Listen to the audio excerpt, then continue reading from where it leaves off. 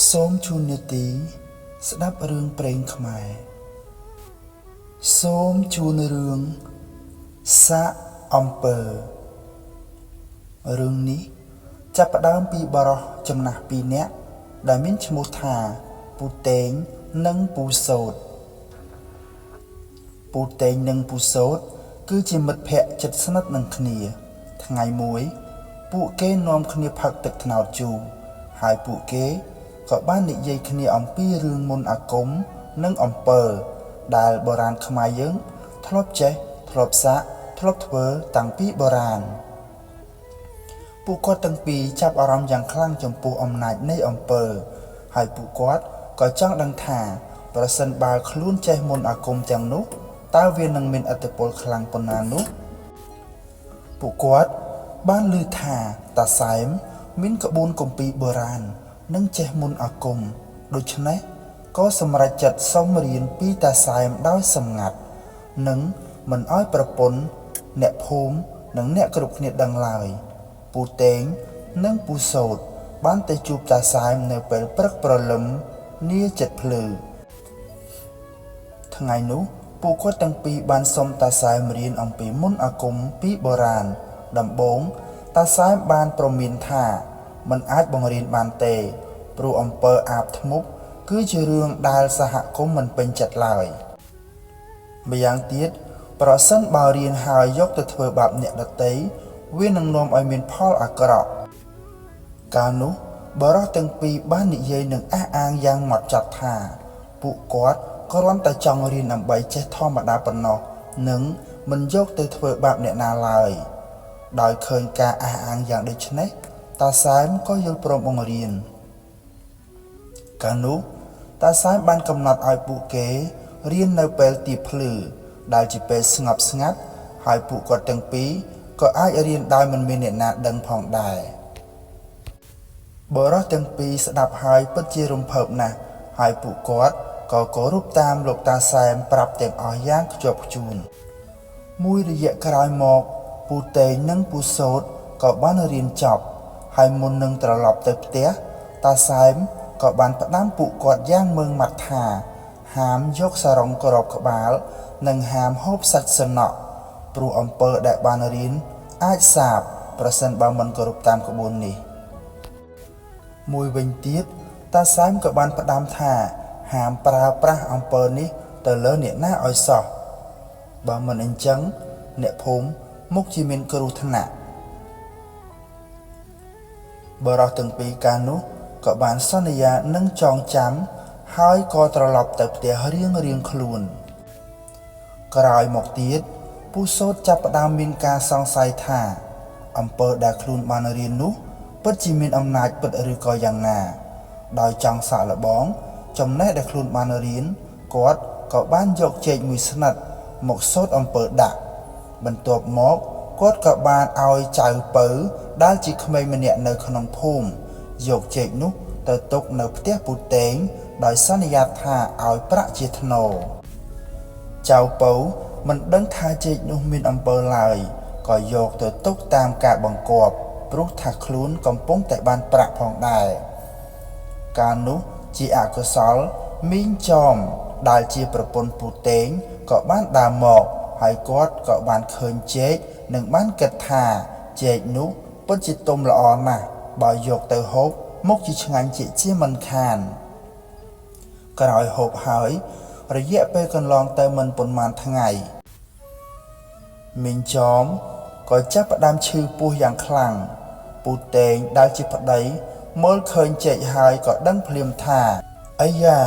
ដៃគូដែលបានរៀនអំពើជាមួយគ្នាកំពុងតែសាកអំពើមកលើខ្លួនហើយទេតើកាលនោះពូតេងក៏បានសូត្របាលីវាយបកទៅវិញហើយមីងចំផងដែរខណៈពេលដែលការសាកអំពើទៅមកនេះគាត់កាន់តែឈឺគាត់ក្អួតឈាមខ្មៅនិងសន្លប់បាត់ស្មារតីទៅឃើញអាការៈប្រពន្ធយ៉ាងដូចនេះ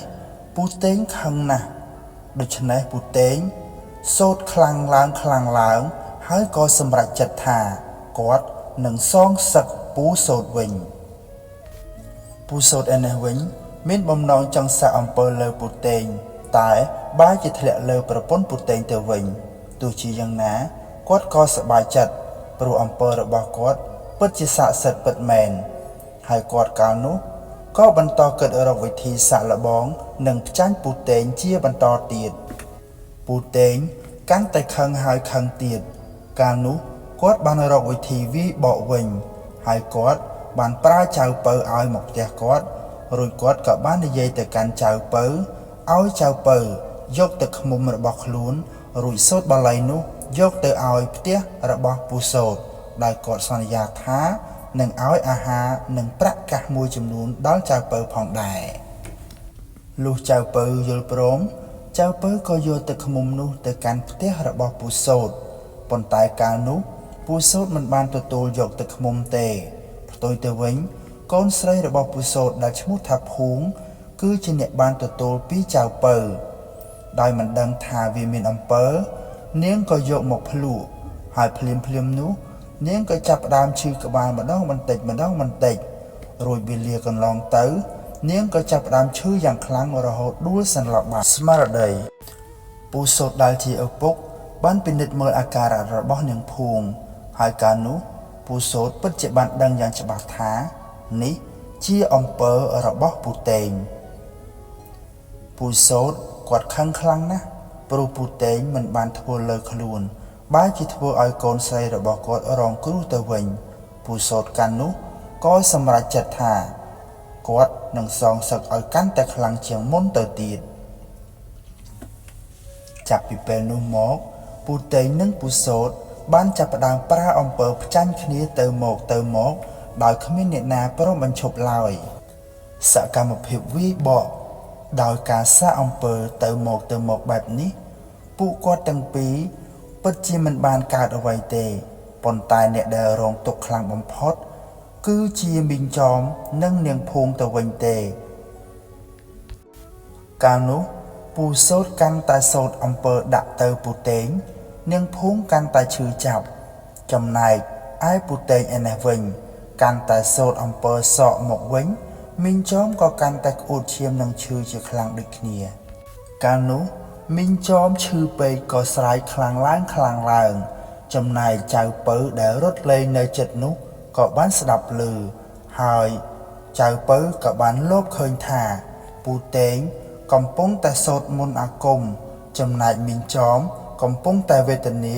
ហាក់ដូចជាកំពុងតែត្រូវអំពើយ៉ាងអញ្ចឹងដែរចៅពៅភ្លាមនោះគាត់ក៏បាននឹកឃើញថាកាលមុនគាត់លេងនៅក្បែរផ្ទះរបស់នាងភួងហើយចៅពៅទៀតសោតក៏បានឮសំឡេងនាងពៅស្រែកយំដូចគ្នាកាលនេះចៅពៅបានដឹងយ៉ាងច្បាស់ថាមីងចោមនិងបងភួងទាំងពីរអ្នកច្បាស់ជាត្រូវអំពើដោយសារតែពូតេងនិងពូសូត្រជាមិនខានក្មេងតូចចៅពៅកាលនោះក៏រត់ប្រញាប់ទៅប្រាប់តាសែមទាំងអស់តាសែមឮហើយគាត់ក៏បានស្ដីបន្ទោសចៅពៅថាហេតុអ្វីក៏មានរឿងនេះកើតឡើងចៅពៅកាលនោះក៏បាននិយាយថាហេតុថាខ្លួននៅក្មេងក៏ព្រមទទួលយកការពឹងពាក់ពីសំណាក់ពូតេងនិងពូសូត្រព្រោះបរិះទាំងពីរបានឲ្យប្រាក់គាត់ទៀតផងតើជាក្មេងមកដេចនឹងអាចប្រកែកមិនយកប្រាក់និងអាហារបានទៅតាសែមពិតជាមានអារម្មណ៍មិនសប្បាយចិត្តសោះព្រោះពួកគេធ្លាប់សន្យាថានឹងមិនយកចំណេះដែលរៀនទៅធ្វើបាបអ្នកណាក៏ប៉ុន្តែពេលនេះបែរជាយកទៅដើម្បីសងសឹកគ្នាសាកអំពើលើគ្នាទៅវិញហើយពេលនេះផងដែរក៏បានធ្វើឲ្យអ្នកគ្មានកំហុសសោះរងទុក្ខទៅកើតដោយមិនអាចចាំយូរទៀតតាសែមក៏បានប្រើមន្តអាគមនិងសូត្របាលីដើម្បីទប់ស្កាត់អំពើរបស់ពូតេងនិងពូសូត្រហើយកាលនោះទោះជាយ៉ាងណាដោយសារបរិះទាំងពីរមិនព្រមបញ្ឈប់និងបន្តផ្ចាញ់គ្នាដោយប្រើកម្លាំងអំពើកាន់តែខ្លាំងតាសែមក៏មិនអាចទប់ស្កាត់បានយ៉ាងងាយស្រួលឡើយមិនតែប៉ុណ្ណោះកាលនោះតាសែមក៏មានរបួសនិងក្អួតឈាមផងទៀតតាសែមបានព្យាយាមសូត្រទប់ស្កាត់ប៉ុន្តែរឿងនេះពិតជាមិនងាយស្រួលហើយពូតេងនិងពូសូត្រកាន់តែខ្លាំងឡើងក្នុងការប្រឆាំងគ្នាពួកគាត់ទាំងពីរខូរឈាមផងក្អួតឈាមផងតែយ៉ាងណានៅតែមិនព្រមបញ្ឈប់សកម្មភាពសោះចុងក្រោយ ពូសូតនិងពូតេងបានប្រឹងអស់ពីកម្លាំងហើយពួកគាត់ក៏បានស្លាប់ខ្លួនទាំងសងខាងក្នុងកាលនោះទៅហេតុការណ៍ដ៏គួរឲ្យសោកសៅនេះតាសែមបានប្រាប់ទៅចៅពៅថានេះហើយគឺជាទោសនៃការចង់សាកល្បងអំពើអាក្រក់មនុស្សពីរនាក់ដែលដំបូងគ្រាន់តែចង់រៀនដើម្បីដឹងនិងចង់សាកល្បងបន្តិចបន្តួចបានប្រែក្លាយទៅជាការសងសឹកនិងការផ្ចាញ់គ្នារហូតដល់បាត់បង់ជីវិតតាសែមក៏បង្រៀនចៅពៅឲ្យចងចាំថាមិនត្រូវចង់សាកល្បងធ្វើបាបអ្នកណាឡើយព្រោះអំពើអាក្រក់ដែលសាងលើអ្នកដទៃអាចនឹងវិលត្រឡប់មករកខ្លួនឯងវិញនៅចុងបញ្ចប់តាសែមក៏បានឲ្យចៅពៅយកក្បួនអំពើនោះទៅដុតចោលហើយគាត់ក៏ឲ្យចៅពៅយកថ្នាំជូនមីងចោមនិងនាងភូងដើម្បីឲ្យពួកគេបានជាសះស្បើយរឿងនេះបានបញ្ចប់ដោយទុកជាមេរៀនថាការសាងអំពើអាក្រក់លើអ្នកដទៃមិនត្រឹមតែធ្វើឲ្យអ្នកដទៃរងគ្រោះប៉ុណ្ណោះទេប៉ុន្តែចុងក្រោយអំពើអាក្រក់នោះនឹងវិលមករកខ្លួនឯងអ្នកសាងវិញជាមិនខានដោយពាក្យដែលគេបានពោលថាសាងបាបលើគេបាបនឹងវិលមករកខ្លួនវិញជាមិនខាននៅក្នុងមេរៀនសំខាន់របស់សាច់រឿងគឺចង់បង្ហាញថាមនុស្សមិនគួរយកចំណេះឬអំណាចដែលខ្លួនមានទៅប្រើក្នុងផ្លូវខុសដើម្បីសងសឹកឬធ្វើបាបអ្នកដទៃឡើយកំហឹងនិងការចងផ្ចាញ់អាចធ្វើឲ្យមនុស្សបាត់បង់ការគិតពិចារណាហើយចុងក្រោយអ្នកដែលរងគ្រោះអាចជាមនុស្សស្លូតត្រង់ជុំវិញខ្លួននិងខ្លួនឯងផ្ទាល់ផងដែរសូមអរគុណចំពោះការស្ដាប់នៅសាច់រឿងសាអំពើសូមជួយចុច Subscribe ដើម្បីទទួលបានសាច់រឿងស្ដាប់មុនពេលចូលគេងជាច្រើនបន្តទៀតសូមអរគុណ